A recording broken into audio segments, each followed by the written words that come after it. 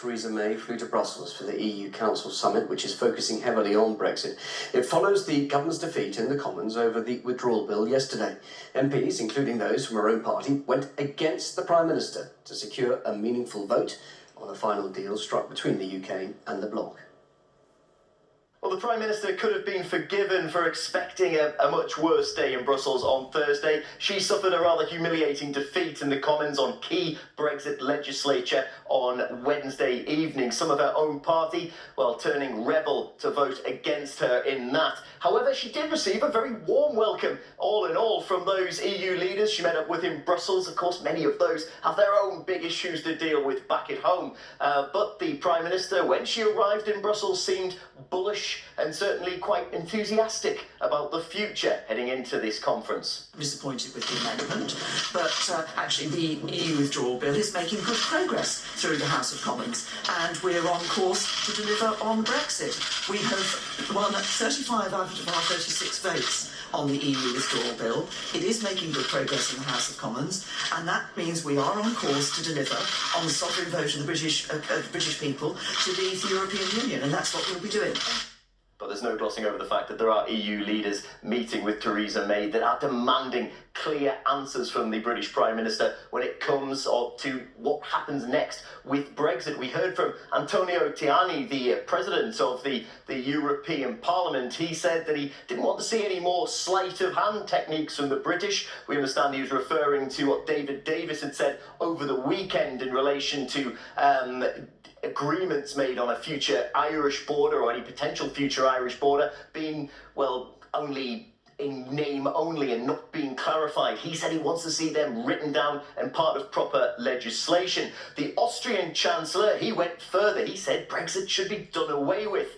But we're also hearing from some of Theresa May's closest allies, really, or people that should be Theresa May's closest allies. Mark Rutte, the Dutch Prime Minister, saying that he's looking towards the British Prime Minister for a clear outline on how she sees the UK's relationship with Europe post-Brexit. I think we need from her to understand how she sees this future relationship with the European Union. It is now for the UK to make up its mind, and then for together, to collectively, to see where we can get to. Well, not the worst day that Theresa May could have expected on Thursday, but she's got to come back again on Friday and do the whole thing over again for day 2 of the European Leaders Summit in Brussels.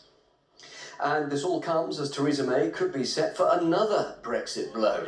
Following the government's defeat last night, rebel Tory MPs have vowed to vote against the government again over the date for leaving the EU being enshrined in law. Theresa May had planned to table an amendment to the withdrawal bill, setting the time of Brexit as 11 a.m. on March the 29th, 2019. Many are now questioning whether she will do so, but Downing Street says that the move will go ahead.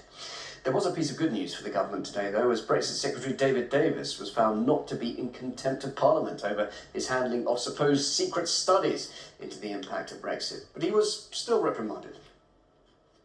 Ministers could, with advantage, have been considerably clearer in their statements, particularly in challenging lines of questioning in select committees which were based upon a genuine misconception. While it was most regrettable that the Secretary of State, a point that I made to him privately but I now state publicly, unilaterally excised some material from the papers which he provided, and that it took so long to provide the papers, I also feel bound to pay due attention to the formally recorded view of the committee that the Secretary of State had complied with the order of the 1st of November.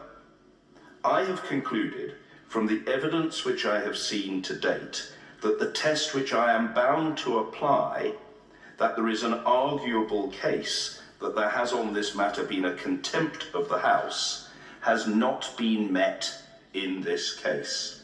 Joining me now for more on the latest Brexit developments is Professor John Ryan from the London School of Economics foreign policy think tank LSE Ideas.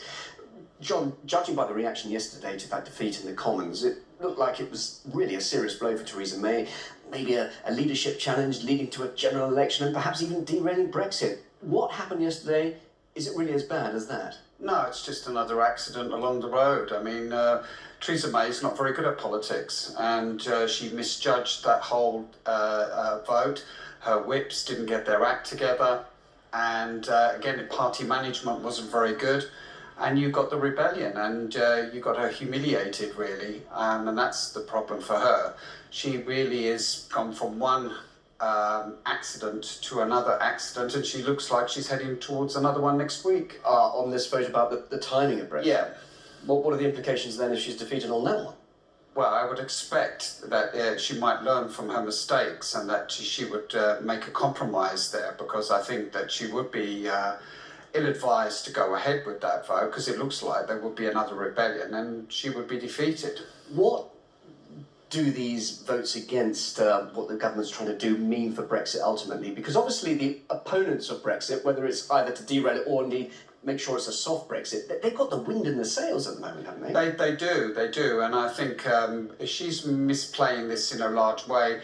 I mean, the hysterical headlines from the Daily Mail today about the so-called traitors was just completely over the top and complete nonsense. What this is happening is that, you know, taking back control meant that the Parliament would have sovereignty, and this is what these people are doing, and are actually providing a service to the government to actually make sure that this goes a little bit better than it would normally go, because we've seen that the Prime Minister, David Davis, and the Foreign Secretary are not very good at this at the moment. But she was worried, obviously, that this could have an impact on the Brexit negotiations themselves, and she promised that the Parliament would have a meaningful vote anyway, so why do they need a legal a promise to do that? Well, she promised, but I think people wanted to see it. And Davis promised that they would have an opportunity to vote, but they just wanted to see that in legislation. Right, you're very critical of Theresa May, the way she's handling this, but Labour, they'll be doing just as bad a job, wouldn't they? Yeah, because I think what's happening now is actually this is making Labour actually become more coherent about Brexit. Because if you look at John MacDonald, Jeremy Corbyn, and a couple of other cabinet ministers, they all have kind of different nuanced views about Brexit. And of course, the election campaign that we just had a few months ago showed that they were very sort of neutral. They weren't really playing their hand as hard as they would need to. I think this is actually putting the focus on the Labour Party to get its act together on Brexit. So what you're saying, it hasn't really got its act together yet. No. But it also, Labour MPs have got to be aware that so many of their constituencies, the people in those constituencies voted for Britain to leave the EU. Yes, and they're actually saying we are respecting that vote, but what we're trying to do is actually make this work. That in the end, that we get a deal that will work with the European Union. But the problem is people don't listen to what their European counterparts are saying about a lot of these issues either. So we've got a kind of bubble here in Westminster where people talk about special deals and Canada deals and Canada plus, whereas the Brussels side would call it Canada dry, which would mean it would be a better deal than what Canada got, but probably not with a financial services element in there. And that is exactly what the British would want, with some kind of deal on financial services.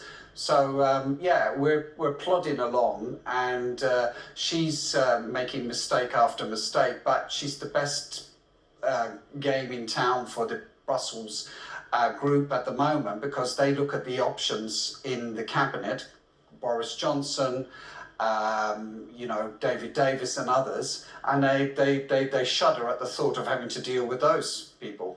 Professor John Ryan, thank you very much indeed. Good to talk to you. Thank Thanks you. for joining us.